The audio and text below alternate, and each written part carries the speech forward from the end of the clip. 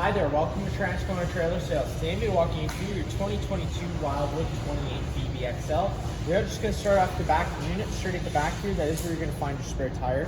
You got your cable satellite hookups right here. And then if you do look up straight up from there, you got a pre-mount for a Lippert collapsible stair system. That's going to be a great little addition for your camper. It's going to allow you to get up to your roof and check all your seals periodically, which is mandatory to do every couple of months. Going over the owner's manual is going to be the best place to find that information. And then to the right of that, we do have your pre-mounted pre-wire for a Furion observation camera. Again, if you'd like to get set up with that, it's going to be a great addition for your camper. And you can just contact your parts department. They'd be more than happy to help you out. Coming around to the driver's side of the unit first, right there in that back corner, that is where you're going to find your 30 amp twist lock connection. Your cord will look a little bit different than this. It's going to have a collar on it, which you can twist in, but essentially you're just taking note of that notch there. It lines up with this notch on this side. Taking that, lining that up, goes into place, 8th turn to lock it down, and then you typically would have that threaded collar to really lock it down if you wanted to. And then if you followed that cord back, you would come to your standard 30 amp plug-in. Most campsites should have this. You could plug right on in, but let's say you had the unit at home and you want to run your fridge, or your campsite only has 15 amp service, which is your standard household outlet. We do include that park adapter. Just keep it in mind whenever you are using it. You're going down to 15 amps of power. You're not going to be able to run your air conditioner. Realistically, it's just to run your fridge and your lights. So just keep that in mind. Once you're plugged in, you're plugged in. And then in this corner, as well as all 4 corners of the unit, that is where you're going to find your stabilizer jacks. You're going to hook up your 3/4 inch drive tool to the 3/4 inch drive nut. Of course, after you've already leveled the unit. These are stabilizing jacks, they're not leveling jacks. Please don't try and use them as so, otherwise you do run the risk of bending them. But again, once this foot does contact the ground, just giving it an 1/8 turn to snug it up. It's going to take any bounce or sway you see we have in the unit right now away. And then into addition, they do have the long arm kit installed. So always making sure that this is loose when it's, before you go to run it down. Once you run this down and you have all your jacks tight, you're good to go. Tighten all of them up. That goes for all your stabilizer jacks, and it just keeps things that little bit of extra firm. But of course, whenever you're not using it, try to remember to keep it loose, but not too loose so that it can't wiggle off, because you don't want that, losing that on the highway. You got your outside shower. It's your standard 751 key to open up that. Take that, it's that little silver key, opens it up. You get hot and cold sprayable water. Right down below, you get your hot water service port. Pull that right out of place. You just have to twist that off. Typically, the only thing you really need to worry about is this pressure relief valve. Pulling that guy, there should be a shot of water coming out of there, letting you know that the tank's full and safe to fire up. Now, of course, we do have this unit winterized, as it is wintertime here in Manitoba. We're filming this video for you in the springtime, so that's why there's no shot of water coming out of there. 1/8" drain bolt down there right at the bottom. And then you're gonna notice this little power switch down here. With it in the off position, it's gonna be firing on gas. Propane, if you were to turn that switch to the on position, it then does turn on the electric element. But just keep it in mind, it's very crucial before you do turn it on to electricity that you do make sure that the tank is full, because it only takes this element to be out of water for a few seconds for it to burn out your probe. I'm going to go over a reset procedure. If it didn't fire on gas, the button I'm going to refer to is just right there. I'll go over that once we do get inside.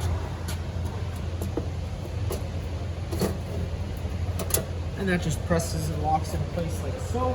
If you come, oh, sorry, right down below I did miss. You get your sewer outlets. Take that cap, twisting it off. That's typically what your sewer hose is going to hook right up to. You got 2 different black valves. You got your secondary black valve, your primary back valve. These are going to be the guys you're going to want to open first. Pull this one, get this one ready, and then pull that next one, and that's when your sewage will start pouring out.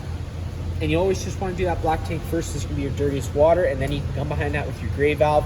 It's typically a little cleaner water filled from your sinks and your showers, and that's where you find that. So now coming a little bit up ahead, you're going to come to that first storage compartment. It does go right through to the other side.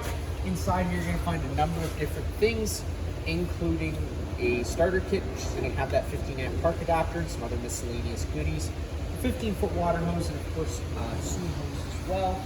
And then coming around right to the front of the unit, right down below, you get that battery disconnect switch with it in the on position like it is now. The batteries are connected to the unit. If you were to turn that to the off position like so, and it allows you to pull this right out of place, the batteries are now disconnected from the unit. But if you are camping, remembering to plug this in to be pretty crucial for the 12 volt to operate properly. Batteries located inside this box here, and then you do have two 20-pound propane tanks located underneath your cover. Just for the purpose of the video, I will just move it right out of place. Two 20-pound tanks, just like home, pretty much counterclockwise like any standard barbecue to open up the flow of propane to the unit. And then once you are done using it, just remember to turn them off, which is clockwise.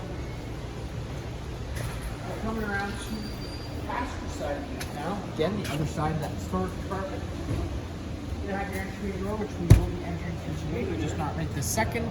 Fresh water fill, so if you're out boondocking, your campsite doesn't have water, this would be how you would fill up. Fills up your fresh tank, and that's what your water pump draws off of. The drain for that is down right below the floor here. This little white valve, pulling that opens up the valve, allowing water to empty out. Closing it will allow it to build up. Inside this compartment, it is just a little exterior fridge area. Now this does only work off shore power, so you have to be plugged in to shore power for this to operate. But it is just a mini fridge inside of here, and then you get some more other storage space. Now, I'm going to go over lots of storage throughout here, but one thing I will mention, especially for a compartment like this, you're going to not be wanting to utilize that space too much, because you're not going to be wanting to affect any of those ducts, water lines, or any of the wiring. You're going to want to avoid all that area. And that does go for the rest of the storage throughout. You're just going to want to be mindful when you are placing your things throughout. Right up here, you get your range hood flap, so whenever you're camping, making sure you undo that flap so you can evacuate those fumes, but whenever you're not using it, trying to remember to snap it back into place. That way, no critters or extra dust gets inside that doesn't need to be in there. Get a cable satellite hookup, a couple regular 120 plug-ins, got a little exterior spray port, so that's for that little sprayer you can have located inside your front compartment. Twist, locks into there like so, spray it with cold water. Your furnace exhaust, whenever your furnace is running, this will be blowing out hot air, so just be mindful of that. And then right down there, very last but not least, you get your two low point drains. Opening them up like so, especially when you're done winterization, is always a good idea. But essentially, you just want to drain as much water out of the lines as possible to the lowest point in the system. It's going to try and let out as much water or antifreeze as you would like. So now, for the best part, to take a step on inside, you can open up that door. You do have to have your door open all the way for your stairs to fold down. Pulling on that blue tab that'll allow those stairs to pop down towards you. You do adjustable campsite feet. Just have to use these silver tabs here, push them in. It will allow the feet to slide into the corresponding channels.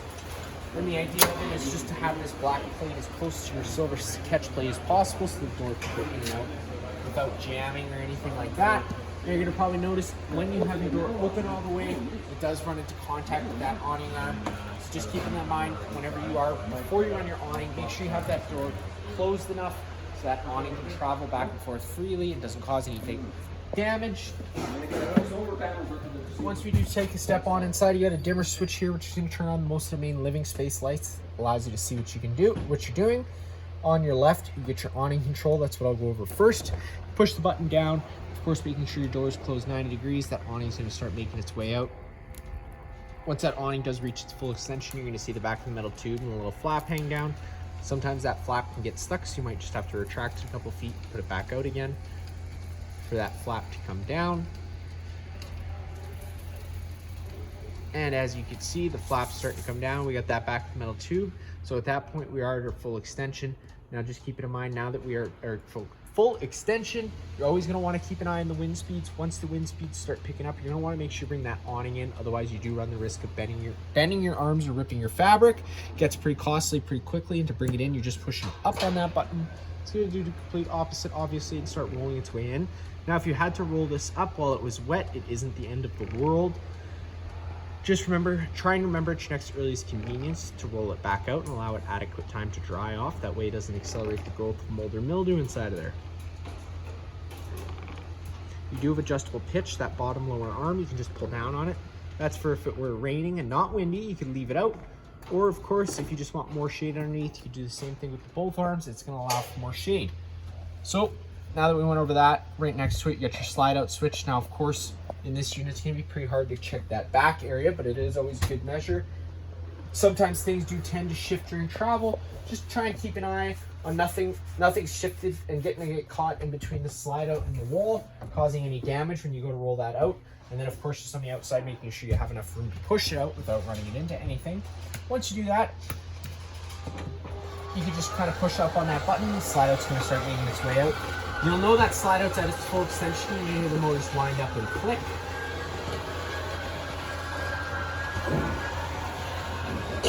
Again, being very visual whenever you're rolling it out, making sure it's not making any weird noises and it's not going out uneven.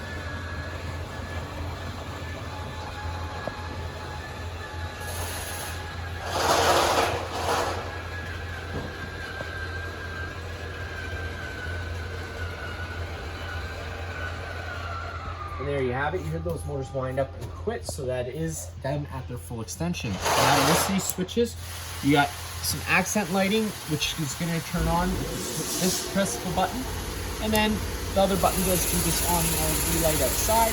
Next, you got your water heater switch, so turning that on then turns on this DSI fault light. If this DSI fault light is to stay on after the water heater tried lighting itself 3 times, it is just letting you know that the water heater failed to light. In this case, it could be a purging issue, so always try it a second time. I'm going to go over purging more once we do get to your stove, keep in mind. But let's say if this didn't light 3 times, turn this off, go hit that reset button I showed you earlier, and then try turning it back on, and it should light up the second time for sure. And then of course you get your water pump switch, and that is what draws out of your fresh tank. Monitor panel system up top, pushing the button does tell you the corresponding level of each tank. So first we will go over a little bit over the entertainment center. It's pretty extravagant. You got a little fireplace down below. Power button is on the far right. The button to the left of that does do your backlight color. Button right in the middle does all your rock lights.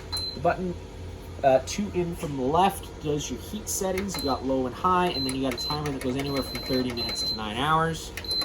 Stereo up top, that's gonna be just like home, minus the fact if you're having zone 1 and zone 2. Zone 1 will be inside speakers, zone 2 will be outside speakers. If you had a TV and you wanted to mount it, this is going to be the best place to do so. You do put a little reinforcement plate here so that you can mount up a TV if you decided to, and then of course run your cables down below to plug everything in. Storage all around it. We will take a step on into the bedroom first. Start off right up front. Light switch on the right. All the blinds in the unit are going to work the same way. They're just going to kind of sit where you leave them. One quick pull will allow them to retract back up. We do have storage and sleep up access on both sides of the bed. There's going to be plugins in there as well. Then you do get your fire exit for the unit, especially inside the bedroom. You're just taking that tab, pulling it. It's going to pop the screen right out of place. At that point, you can take this handle, push it, pop on out of the unit. Just keep in mind how high up you are. You are just going to want to make sure you go out feet first, but if there is a fire, just getting out as quickly as possible is going to be very important.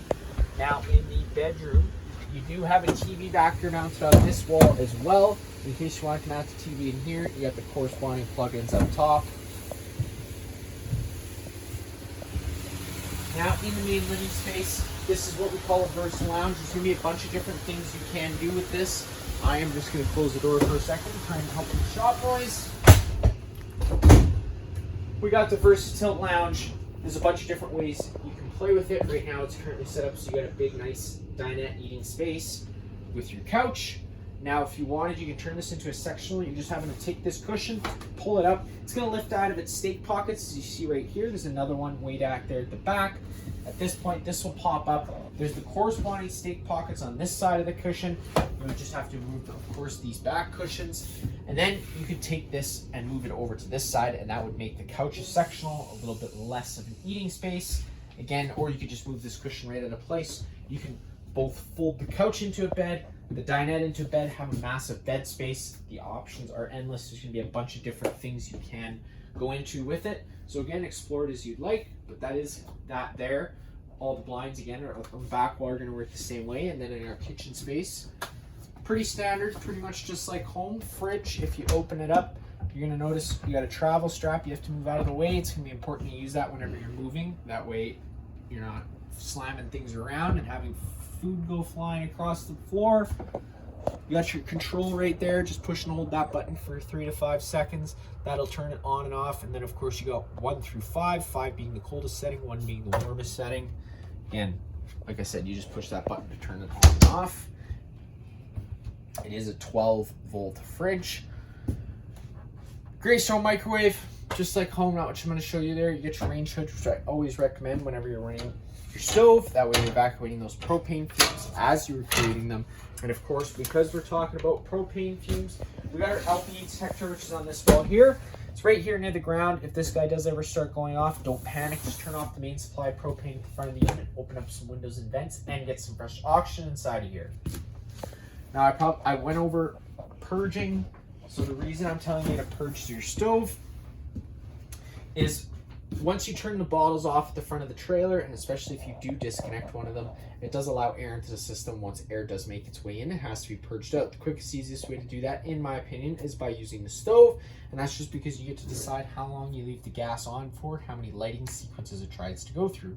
If you want to try to fire up your water heater, your furnace, or anything like that first, before you purge the system, those will only try lighting themselves a couple times, and if they don't sense a flame because there's no gas getting to it yet, it's going to throw a fault code, and if you don't know what that means, it could cause a little bit of frustration, especially if you need it at that time. So again, I tell every customer I talk to just to fire up your stove first, but of course, because it's a gas stove, just being safe while doing so, try and hold your face back, and as soon as you turn on a gas valve, just make sure that you are ready with that igniter.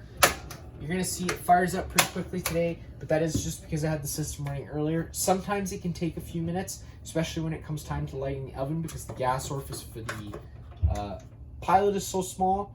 So just be patient with it, and of course being safe, making sure you're operating that igniter every few seconds whenever you have any of the gas valves on. To get the oven light, it's pretty much the exact same thing. Turning this knob over to the pilot option, pushing, holding that in. Take your sparker. Down below there, way at the back, you're going to see it sparking and no flame yet. Like I said, sometimes it can be finicky. It's a purging issue. You just got to keep hitting that igniter until you get gas come out. Once gas comes out, just like that, you're going to see that pilot lit. Once the pilot's able to stay lit without you pressing in on the button, it's ready to be fired up to its desired temperature.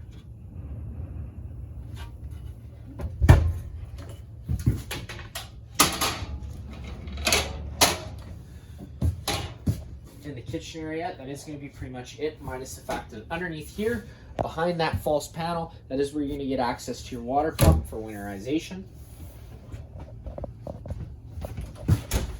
And now, last but not least, but one of the second last rooms is the bathroom. Again, it's pretty much your basic bathroom, minus the fact that on the wall, you got your main GFI plug. 90% of the plugs are ran through the GFI system, so if you ever have an outlet that doesn't work, this would be the first place I'd look. You got test down below, reset in the middle. Just make sure that system isn't tripped. Sometimes it can trip for the oddest reasons. On the wall, you are going to have your thermostat. This is going to control your air conditioner and your furnace. Again, it works pretty much just like home. You push it once, it illuminates itself. You push it again, you're going to get into your fan speed. So that's just moving air around using the air conditioner. There's no heating or cooling involved. If you go up or down, if you push the mode button again, that'll change you from a low fan to a high fan. So this is now the fan running full time continuously until you actually manually turn it off. Now, if you push that button again, you're going to go into your cool high and your cool lows. So that's, again, the fan is going to continuously run on that air conditioner until you actually manually turn it off. And if you push that button one more time, you're going to go into this auto setting. So this is going to be the setting I recommend using, as it means it's an on-demand system. So if our room is currently 69, we have it set to 39, which it would probably never get even in optimal settings. Once the room reaches 39, it would automatically kill that air conditioner. If you had that fan setting on either the high or the low setting, it's going to run continuously until, again, you actually manually turn it off. And that same goes for firing up your furnace, because now if you push that button again, you're going to go into a high fan, cool. One more time, goes into furnace. That kills your air conditioner, fires up your furnace. Your furnace moves all its air through the floor portals you have throughout the unit. And obviously the air conditioner uses the ceiling and the ceiling ducting you have throughout. The furnace, again, runs off gas, so you're going to have that gas on.